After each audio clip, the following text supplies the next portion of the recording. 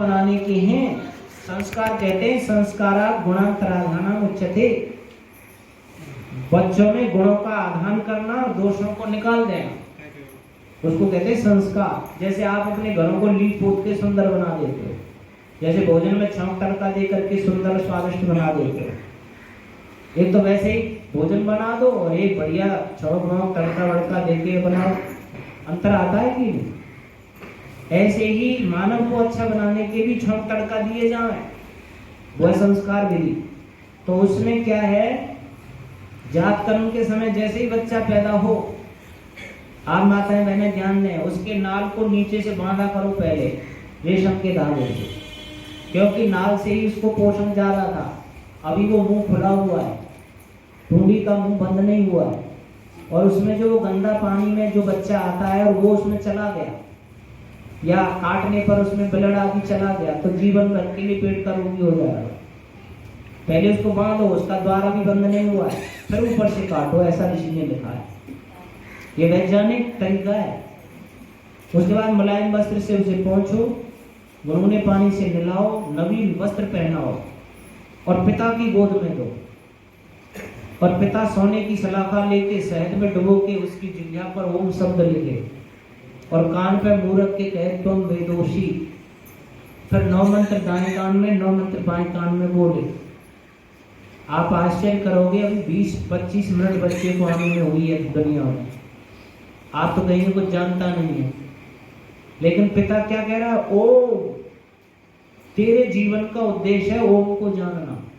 सबसे पहले आध्यात्मिक शिक्षा दी जा रही है। आजकल भगवान की बात करें तो जो कहना कोई वैसी चटपटी बात सुनाओ, का भजन ज्ञान की बात कर रहे हैं, ये तो बुढ़ापे का काम है। जो कहते हैं कोई बच्चा भजन करने लगे तो जो कहे अभी से भजन करने लग रहे हो, तो बुढ़ापे का काम है। आंख क्यों जाती है घर परिवार के लोगों की, बाबा जी ना हो जाए, जबकि जन्म लिया है अभी 20-25 मिनट हुए हैं, ओम लिखा जा रहा है और उसे कहा जा रहा है तुम वेदोसी, तेरा गुप्त नाम वेद है, तुझे वेद पढ़ना है, तुझे ज्ञानी बनना, विद्वान बनना है। ओम को प्राप्त करने के लिए तू इस मानव देह में आया है, चाहे वो कन्या हो चाहे लड़का हो, दोनों के साथ किया जाता है ये काम।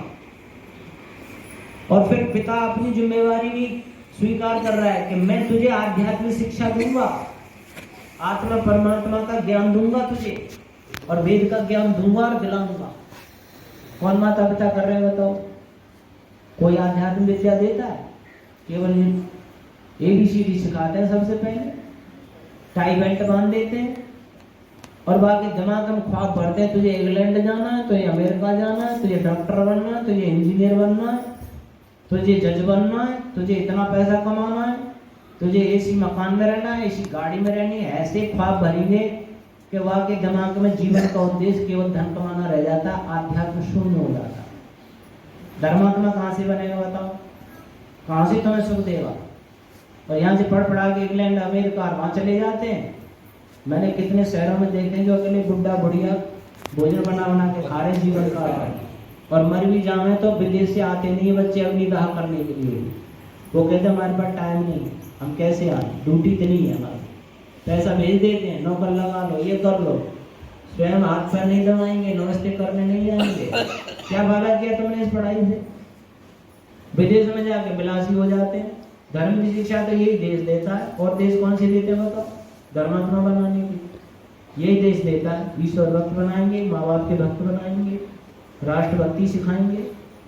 राष्ट्रभक्ति तो अन्य देशों में भी है, लेकिन ईश्वर भक्त और मातृ पितृ भक्त तो यही बनाए जाते हैं। दानी ईमानदार यही बनाए जाते हैं। तो जो आप अगर सही चाहते हो मेरा गृहस्थ जीवन वास्तव में जय श्रेष्ठ और मैं पुण्य का धाम बनूं, स्वर्ग का धाम, तो संतान के निर्माण की इस विधि को अपने जीवन में अपनाना और फिर उसके साथ व्यवहार करना। सबसे पहले आध्यात्मिक शिक्षा माता पिता दादा दादी को बच्चों को देनी चाहिए, उसके बाद में भौतिक विद्या दिलाइए, दोनों विद्या दिलाइए, पर आध्यात्मिक विद्या पर रुचि रुझान ज्यादा हो, भौतिक विद्या भी उसके जीवन में जीवन चलाने के लिए अर्थ कमाने की विद्या भी आप उसको सिखाइए। पूरी अर्थ विद्या सिखाना और आध्यात्म से दूर रखना, ये माता पिता बहुत बड़ा पाप करते हैं। आगे चल के जात कर्म के बाद में और फिर एक संस्कार आता है जिसको